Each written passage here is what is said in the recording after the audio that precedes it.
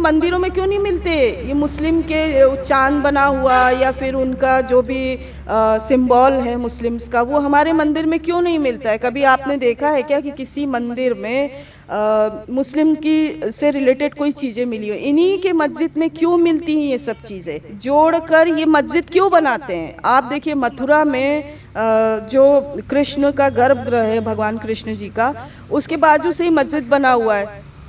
काशी में शिव जी का मंदिर है, उसके बाजू से ही मस्जिद बनी हुई है। तो आप जब हम लोगों से इतनी नफरत करते हैं, हमारी यात्राओं पे पत्थर फेंकते हैं, आप हिंदुस्तान में रहते हैं, हिंदुओं के बीच में रहकर इतनी नफरत आप करते हैं और हमारे मंदिर के बाजू से आप मस्जिद बना लेते हैं, कि अगर दोबारा ऐसी हरकत मुंह में हुई तो नारी शक्ति प्रदर्शन करेगी और ऐसे लोगों को अब हम जवाब देंगे। तो मुस्लिम से सिर्फ यही क्यों हमारे साथ उलझते हैं? इनको इतनी नफरत क्यों है हिंदुओं से? और नफरत है तो उसको ये पत्थरों से जाहिर क्यों करते हैं? उसने भड़काऊ चीज़ें डाली तो आप उसका जवाब क्या देंगे? हमारे जो धार्मिक रैलियां निकलती उसके ऊपर पत्थर मारेंगे, ये आपका जवाब है? और भी धर्म है, और किसी धर्म के ग्रंथ को तो कोई फाड़ देवे तो वही नारा है कि सर तन से जुदा, डमरू और क्या क्या वहाँ पे चिन्ह में क्यों मिलते? क्योंकि इन्होंने उसको कब्जा करके रखा हुआ है। एक तो आप जहाँ मंदिर होगा वहीं बिल्कुल बाजू में ही मस्जिद बना लेंगे, क्यों बना लेते हैं? फिर धीरे धीरे उसको कब्जा करते हैं। नमस्कार, मैं हूं शशिकांत शुक्ला और आप देख रहे हैं जनतावाणी न्यूज़ नेटवर्क।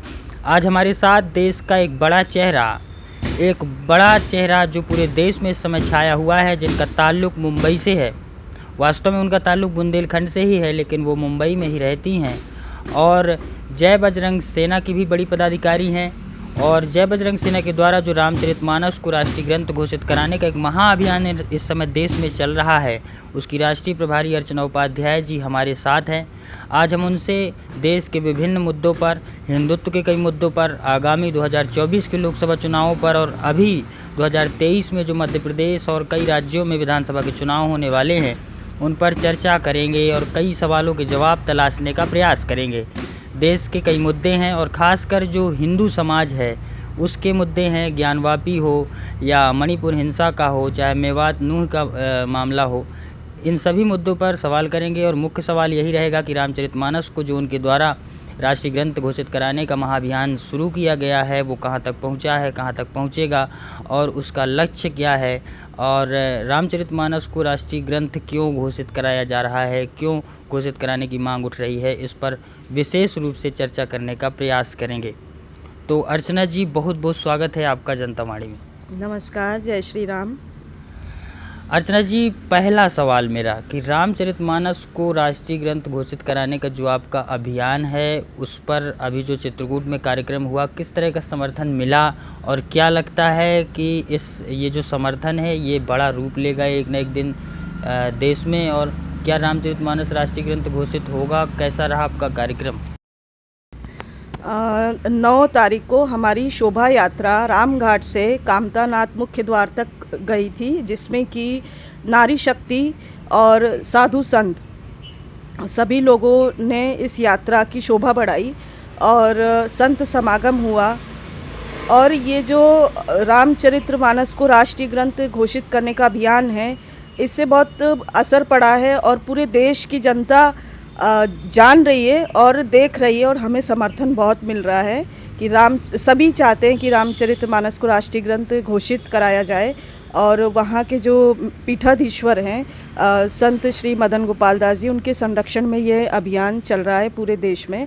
और हम चाहते हैं कि ये घर घर तक ये अभियान सबके कानों में जाए, सब तक बात पहुँचे कि हर घर रामायण और जन जन तक, हर किसी के घर में रामायण हो और कोई इसका अपमान ना करे। इसलिए हम चाहते हैं राष्ट्रीय ग्रंथ घोषित हो और हमारी यात्रा सफल हुई है और सब तक ये बात पहुंच गई है। और हम चाहते हैं हर कोई देश का आदमी, देश विदेश हर कोई इसमें बढ़ चढ़ के हिस्सा ले। आज़ादी को 70 से ज़्यादा साल हो गए अर्चना जी।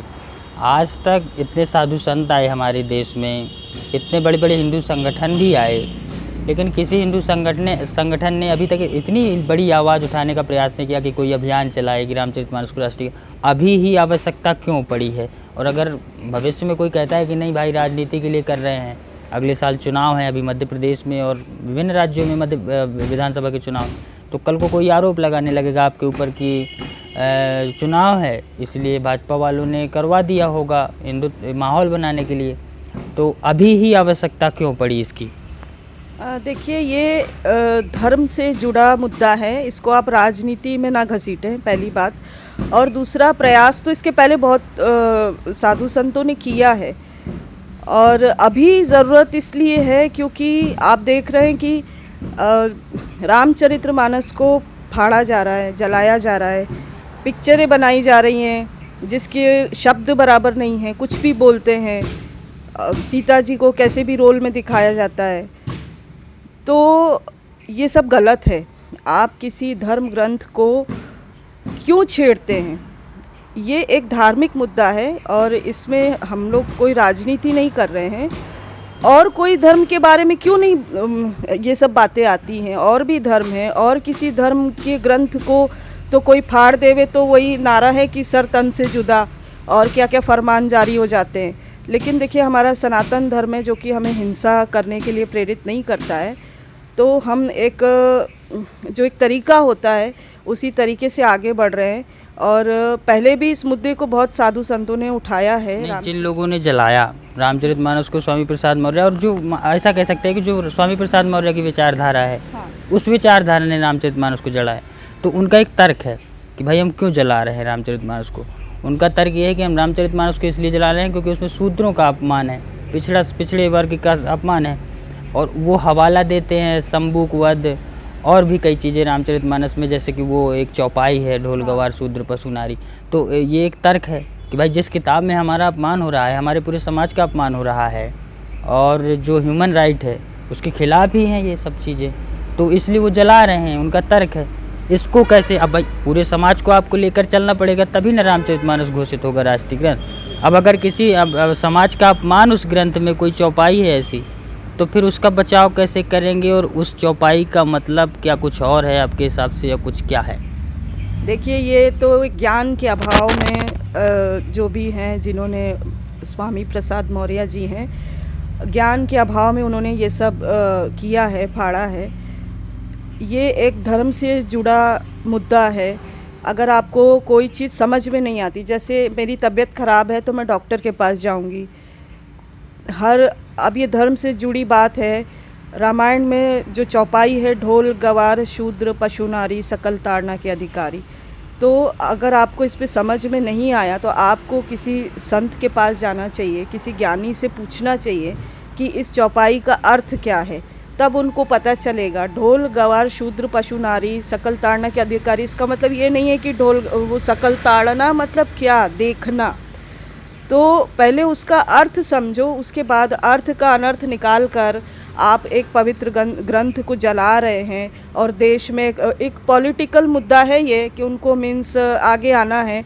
तो आजकल लोग देखो भगवान को भी नहीं छोड़ रहे हैं, धार्मिक ग्रंथ को नहीं छोड़ रहे हैं, लेकिन ये गलत है। हमारे हिंदुस्तान में देखिए, हिंदुओं की संख्या बहुसंख्यक होकर भी बड़ा दुर्भाग्य है कि हमें अपने ग्रंथ के लिए लड़ाई लड़नी पड़ रही है। और ज्ञान के अभाव में, कुछ लोगों के ज्ञान के अभाव में हमें ये सब चीज़ें फेस करनी पड़ रही है। नहीं, आपको क्या लगता है कि अगर राष्ट्रीय ग्रंथ घोषित हो गया रामचरितमानस, तो ये सब बंद हो जाएगा जो ये जला रहे हैं, फाड़ रहे हैं? हाँ, बिल्कुल बंद हो ही जाना चाहिए। अगर राष्ट्रीय ग्रंथ घोषित हो गया, जैसे कि राष्ट्रीय पशु है मोर, पिकॉक, तो उसका देखो सम्मान अलग है। जो भी राष्ट्रीय है उसका सम्मान अलग होता है। तो ये राष्ट्रीय ग्रंथ घोषित होता है तो बिल्कुल लोगों को बंद करना ही पड़ेगा। इसके लिए कुछ एक न्याय प्रक्रिया होगी कि जो इसके बारे में अभद्रता करेगा। जैसे आजकल बहुत ज़्यादा हो रहा है कि हमारे ग्रंथ के तो बोल ही रहे हैं, सीताराम जी की इतनी अच्छी कथा है, राम जी का इतना अच्छा चरित्र है, उनका इतना अच्छा वर्णन किया गया है श्री रामचरितमानस में, और उसके ऊपर फिल्में बनाते हैं, कुछ भी डायलॉग्स बोलते हैं, सिर्फ अपनी फाइनेंशियल कंडीशन को मजबूत करने के लिए लोग कुछ भी करते हैं। तो थोड़ा ध्यान रखना चाहिए कि ये देश हमारा है, हम हिंदुओं का है, सनातनियों का है। इसी देश में राम और कृष्ण जी का जन्म हुआ है। कितने साधु संत आज भी इस देश में हैं जो कि तपस्या करके कितना, जैसे कि अभी मथुरा के एक संत जी हैं, क्या नाम है उनका, प्रेमानंदाचार्य महाराज जी। आज वो देखिए कितना फेमस हैं। क्यों फेमस है? वो तो कुछ करते नहीं हैं, लेकिन तपस्या तप से ही ये लोगों को आगे आते हैं। तो इतना सब कुछ होने के बाद में भी आप लोग इस तरीके से करेंगे, ग्रंथ के बारे में उल्टा सीधा अभद्रता करेंगे, बोलेंगे। और कुछ लोग हैं जो अपनी राजनीति चमकाने के लिए ये सब करते हैं, तो ये गलत है, नहीं करना चाहिए। किससे मांग कर रहे हैं आप? मोदी जी से, सरकार से? हाँ, हम प्रधानमंत्री जी से और मोदी सरकार से ही मांग कर रहे हैं, जो अभी सत्ता में है उन्हीं से कहेंगे। और नहीं, किससे मतलब कहेंगे? आपको लगता है कि वो मोदी जी, वो सरकार आपकी बात मान लेगी आपकी इन रैलियां करने से, आपके इस जागरूकता अभियान चलाने से, हस्ताक्षर अभियान चलाने से, वो सरकार, वो मोदी जी बात मान जाएंगे? अभी मैं एक डेटा पढ़ रहा था, मणिपुर में इतनी बड़ी हिंसा होती रही, इतने दंगे होते रहे, दंगे फसाद होते रहे, मोदी जी विदेश घूमते रहे, तो वो मोदी जी आपके ऊपर ध्यान देंगे? मतलब आप लोग खूब रैली निकाल रहे हैं, खूब इतना बड़ा अभियान चला रहे हैं, वो मणिपुर नहीं देख पाए, आप पर कैसे वो ध्यान देंगे? देखिए, मोदी जी का तो विदेश यात्रा कर रहे हैं, ये मुझे मालूम नहीं, लेकिन हाँ, मणिपुर में जो हुआ गलत हुआ है। और कलयुग है, इसमें तो कुछ भी होता है, और सब ये सब राजनीति के उसमें ही चल रहा है। सब जानते हैं, आते हैं जाते हैं, वहाँ देखकर सारे राजनेता चले आते हैं, कोई कुछ करता नहीं है। मणिपुर में बहुत घिनौना अपराध हुआ है, किसी महिला के साथ रेप करके उसको बिना कपड़े के घुमाना, ये तो बहुत गलत है। और हर कोई बस अपनी राजनीति चमकाने के लिए बस बयानबाजी और भाषणबाजी देता है, लेकिन कर कोई कुछ नहीं रहा है। बस यही एक दुर्भाग्य की बात है। और दूसरे देश के लोग ये सब देखते होंगे तो बड़ा एक गलत इफ़ेक्ट पड़ता है। लेकिन अभी मणिपुर में जो हुआ वो गलत हुआ है। वो भी एक हमारे धर्म से जुड़ा है। नारी का अपमान करना गलत होता है, लेकिन देखिए ये राजनीति का मुद्दा है। और रही बात मोदी जी की, तो राम मंदिर देखिए, आज कितने सालों से हम लोग उसकी लड़ाई लड़ रहे थे, आज उसको जीत कर हमने राम मंदिर देखिए बन रहा है, इन्हीं की सरकार में बन रहा है। 370 कश्मीर से हटाया तो बन इनकी सरकार में रहा है, लेकिन अब केस तो सुप्रीम कोर्ट में था, तो फैसला सुप्रीम कोर्ट ने दिया, मोदी जी ने थोड़ी दिया है। तो उसका श्रेय कैसे मोदी जी को आप दे रहे हैं? नहीं, श्रेय नहीं दे रहे। कोर्ट से जीता है, लेकिन मंदिर तो इन्हीं की सरकार में बन रहा है ना। यही सरकार के राज में ही यहाँ तक बात पहुँची है। नहीं तो अभी तक तो ये था कि राम जी का जन्म यहाँ हुआ ही नहीं है, अयोध्या में राम जी पैदा ही नहीं हुए थे, अभी तक तो ये सब चल रहा था। और मोदी जी सनातनी प्रधानमंत्री हैं, तो हम इनसे ही मांग कर सकते हैं। और हम कोई हिंसा नहीं कर रहे हैं, हम कोई गलत मांग नहीं कर रहे हैं। तो हमें विश्वास है कि ये हमारी बातें सुनेंगे और भी बड़े जो ज्ञानी हैं उनके साथ बैठ के समझकर इसे राष्ट्रीय ग्रंथ घोषित करेंगे। हिंसा की बात की आपने, हिंसा का भी आपने देखा होगा, हरियाणा के मेवात, एक मेवात एरिया है, वहाँ का एक नूंह ज़िला है, वहाँ पे जो हुआ, जो घटना हुई, जो हिंसा हुई, उसको कैसे देखती हैं और उस पर क्या रिएक्ट है अर्चना उपाध्याय का? नूंह में जो हिंसा हुई बहुत गलत है, नहीं होना चाहिए। एक कांवड़ यात्रा के ऊपर पत्थरबाजी करना, ये कोई बहुत मर्दों वाली बात नहीं है कि किसी हम देखिए, हमारे सनातन धर्म के लोग तो कभी किसी के मंदिर मस्जिद पे पत्थर नहीं फेंकते हैं, या फिर वो कहीं जाते हैं, उनका भी कुछ जो भी उनका फेस्टिवल होता है उस पर हम लोग कुछ करते नहीं। तो यही हमारा सनातन धर्म सिखाता है, हाँ, अहिंसा, सत्य, परोपकार, दान, धर्म, तो हम उसी को फॉलो करते हैं। और ये जो मुस्लिम्स हैं, इन्होंने जो ये काम किया है, हिंसा करते हैं, उसमें लोग मर जाते हैं, तो इससे क्या होता है? तो मुसलमानों को आप कह रहे हैं, मतलब मुसलमानों ने पत्थरबाजी की, बाकी दूसरे समाज की कोई गलती नहीं थी? नहीं, तो यात्रा तो हमारी हिंदुओं की निकल रही थी। यात्रा निकल रही थी, लेकिन उसके अभी तो खुलासा हुआ ना कि मोनू मानेसर नाम का एक नेता है वहाँ का, लोकल का, उसने सोशल मीडिया पे भड़काऊ चीज़ें डाली और दूसरा समाज भड़का, तो उसमें किसी एक पक्ष को कैसे आप गलत कह रहे हैं? लेकिन देखिए, अगर उसने भड़काऊ चीज़ें डाली तो आप उसका जवाब क्या देंगे? हमारे जो धार्मिक रैलियाँ निकलती उसके ऊपर पत्थर मारेंगे, ये आपका जवाब है? ऐसा करना सही है, उचित है? वो भड़काऊ बातें कर रहा है तो आप हमारे देश में न्याय है ना, न्यायालय है, आप कोर्ट कचहरी में जाइए, आप पुलिस है, प्रशासन है, उसके पास जाकर बात करिए ना कि ऐसा ये इस तरीके का मामला सामने आया है। तो आप उसको क्या रिस्पॉन्स क्या देंगे? आप पत्थर मारेंगे यात्राओं पे? तो ये गलत है और ऐसा होगा तो अच्छा नहीं है। इसके लिए मेरा ऐसा सोचना है कि अगर दोबारा ऐसी हरकत नूह में हुई तो नारी शक्ति प्रदर्शन करेगी और ऐसे लोगों को अब हम जवाब देंगे कि ये आपको ये नहीं करना चाहिए। अगर हिंसा जवाब नहीं होता है हर चीज़ का। हिंसा करना, क्या मिला उनको ये करके?